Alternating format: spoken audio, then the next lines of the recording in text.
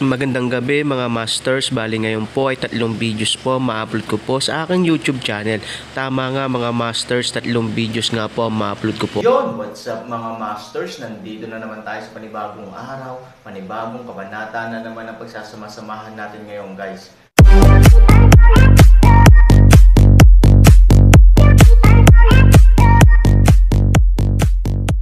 Bali mga masters, kung bago ka pa lang po sa aking YouTube channel, please click the subscribe button, lalong-lalo na po yung notification bell guys, para maging connected pa rin tayo sa isa't isa at maging updated kayo sa mga susunod ko pang video.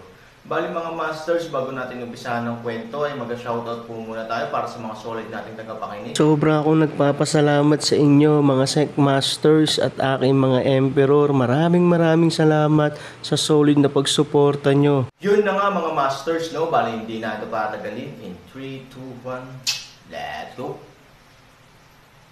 Mga masters, baka pwedeng hindi tayo mag-skip ng ads. Salamat mga masters. Ang bagong yugto ni Daryl sa Storytelling Channel sa YouTube mapapakinggan. Ang bagong kabanata. Ngunit, si Charlie pala ay may buhay pa sa mga oras na iyon. At ang isa sa mga general ng lahing demonyo ay iniligtas si Charlie.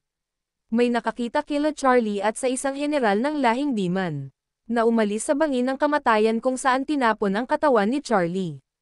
Kaya si Haring Ken ay naghinala na si Charlie ay matagal nang nakikipagsabuatan sa mga lahi ng mga demonyo.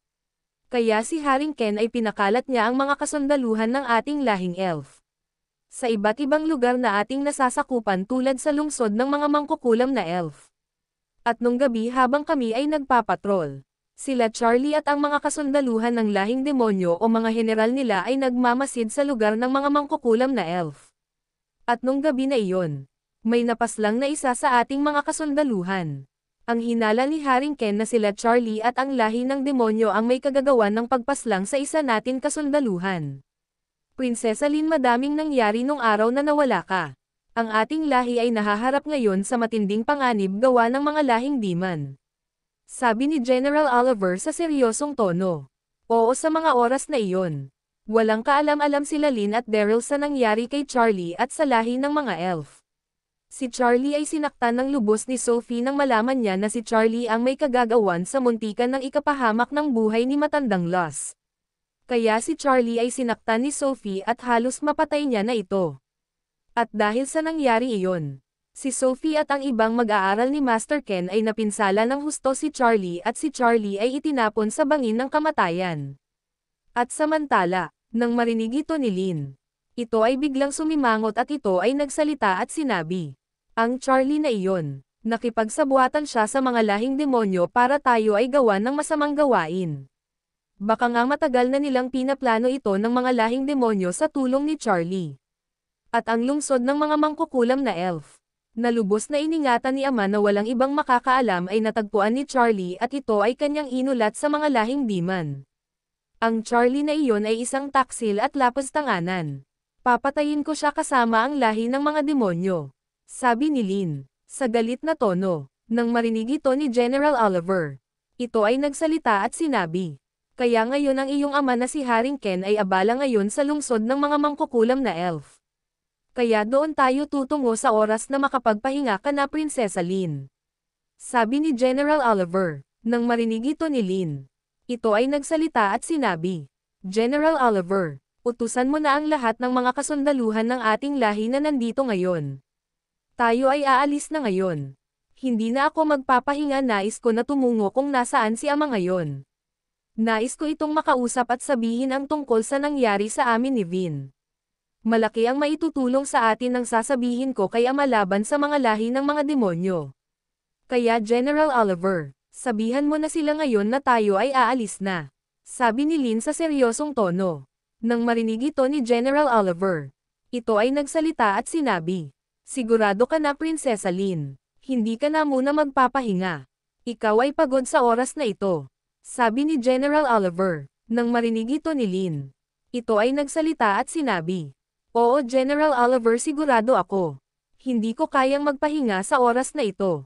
Lalo na nang malaman ko sa iyo na ang ating lahi ay nahaharap sa isang sakuna dahil sa mga lahing demonyo. Kaya sabihan mo na ang ating mga kasundaluhan General Oliver na aalis na tayo sa lugar na ito.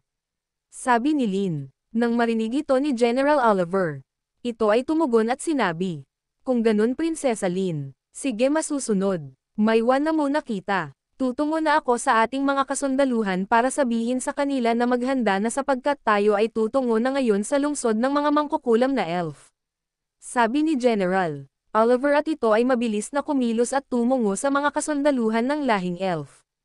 At si Lin ay naiwan mag-isa sa labas ng tent ni General Oliver at si Lin ay napabulong sa kanyang sarili at sinabi, napakawalang hiya mo Charlie. Pinagkalulo mo ang sarili mong lahi sa ibang lahi. Ano ang dahilan mo para gawin ang bagay na iyon? At tama lang na nagpasya na ako bumalik sa aming mundo at sa aming lugar kahit na hindi ko kasama si Daryl. Dahil mas kinakailangan pala ng aking lahi at ni Ama ang tulong ko ngayon. Ngunit sana ay makabalik na agad si Daryl dito sa aming mundo at sa aming kaharian. Upang matulungan niya kami laban sa lahi ng mga demonyo. Hindi ko alam kung ano ang mangyayari sa mga susunod na mga araw na magdadaan. Kaya Daryl sana ay matapos mo na agad ang mga dapat mong gawin sa mundo niyong mga tao. At bumalik ka na agad dito. Sabi ni Lin sa kanyang sarili. At si General Oliver ay agad-agad na tinipon ang lahat ng mga kasundaluhan na kanyang kasakasama na maghanap kila Lin at Daryl. At nang matipon na lahat ni General Oliver ang mga kasundaluhan ng lahing elf, si General Oliver ay nagsalita sa harapan ng mga ito at sinabi, ngayong araw, tayo ay agad na babalik sa lungsod ng mga mangkukulam na elf. Ang anak na babae ni Haring Ken na si Prinsesa Lin ay kasakasama na natin ngayon na bumalik sa lungsod ng mga mangkukulam na elf. Alam ko ang iba sa inyo ay hindi pa alam na si Prinsesa Lin ay nakabalik na at ito ay nasa aking tent ngayon. Ang prinsesa ay nag-utos na sa atin na tayo ay bumalik na agad sa lungsod ng mga mangkukulam na elf. Kaya ngayon, maghanda na kayo. Tayo nang aalis sa lugar na ito at tutungo na tayo kung nasaan ngayon si Haring Ken. Iligpit nyo na ang mga dapat iligpit para tayo ay makaalis na agad sa lugar na ito. Ito ang utos ni Prinsesa Lin. Kaya kumilos na kayo, at maghanda sa ating pag-alis. Bibigyan ko kayo ng 10 minuto upang matapos ang lahat ng dapat nyong gawin. Sige na magsikilos na kayong lahat. Sigaw ni General Oliver sa malakas na tono. Nang marinig ito ng libo-libong kasundaluhan ng lahing elf, sila ay nagsitugon at sinabi, masusunod General Oliver, at mabilis na nagsikilos ang lahat ng mga kasundaluhan. Ang mga tent ay agad-agad nilang pinag-aalis. At si General Oliver ay tumingin sa figure ni Lin. At ito ay naglakad patungo kay Lin. At sa pagdating ni General Oliver kay Lin, ito ay nagsalita at sinabi, Prinsesa Lin, maya-maya ay aalis na tayo sa lugar na ito at tutungo na tayo kung nasaan si Haring Ken, tulad ng ninanais mo. Sabi ni General Oliver. Nang marinig ito ni Lin, si Lin ay nagsalita sa seryosong tono at sinabi, mabuti kung ganon General Oliver. Salamat muli, sabi ni Lin. At si General Oliver at Lin ay pinagmamasdan mabuti ang mga kasundaluhan ng lahing elf. Na mga nagsisikilos at inaalis ang mga tent at nililigpit ang mga kagamitan na kanilang ginamit sa pananatili nila ng iilang araw sa lugar na ito. At sa ilang minuto lang ang lumipas ang isang sundalo ng lahing elf ay tumungo kila Lin at General Oliver at ito ay nagsalita at sinabi, General Oliver at Prinsesa Lin, nailigpit na namin ang lahat ng mga kagamitan. Ang tent na lang na ito na iyong ginamit General Oliver ang dapat ligpitan. Kung maaari lang General Oliver at Prinsesa Lin, liligpitin na din namin ito para tayo ay makaalis na. Sabi ng isa sa mga kasundaluhan ng lahing elf. Nang marinig ito ni Lin at ni General Oliver, si General Oliver ay sumenyas at sinabi, sige maaari nyo naligpitin ang tent na ito. Sabi ni General Oliver. At ang isa sa mga kasundaluhan ng lahing elf ay sumigaw at sinabi sa ibang mga kasundaluhan. Tulungan niyo ako na maligpit ang tent ni General Oliver.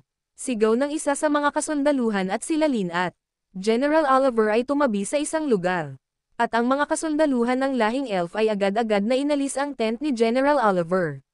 Nang makita nila Lin at General Oliver na tapos na ang lahat, si Lin ay nagsalita at sinabi, lumapit kayong lahat dito. Sigaw ni Lin. Nang marinig ito ng mga kasundaluhan ng lahing elf, agad-agad sila nagtipon at gumawa ng 2 hanay sa tapat nila Lin at General Oliver. Nang makita ni Lin ang mga kasundaluhan ay mga nakahanay na, si Lin ay muling nagsalita at sinabi, Salamat sa pagiging abala nyo sa paghahanap sa akin. Lubos ako nagpapasalamat sa inyong lahat. At ngayon na nandito na ako na nakatayo sa inyong harapan. Tayo nang babalik lahat sa aking ama. At tayo ay magtutulong-tulong sa mga dapat gawin upang mapaghandaan natin ang pwedeng mangyari sa ating lahi laban sa lahi ng mga demonyo. Kaya mas mabuti na umalis na tayo ngayon sa lugar na ito at tumungo kung nasaan ang aking ama. Kaya tayo na. Sumakay na kayo sa inyong mga kabayo. At ang isang kabayo ay aking gagamitin. Magdalawa na lang kayo sa iisang kabayo. Sino ang nais magpagamit sa akin ng kanyang kabayo? Sigaw ni Lin sa malakas na tono. Yun na nga mga masters, no? Bali panibagong kabanata na naman yung natapos natin ngayong gabi. Muli, maraming salamat po talaga sa walang sawang suporta po sa aking YouTube channel na talagang inaabangan nyo po ang bawat upload ko po. Bali mga masters, magkita-kita ulit po tayo bukas ng gabi at ngayon po ay magpapaalam po muna tayo. Bali mga masters, bye-bye!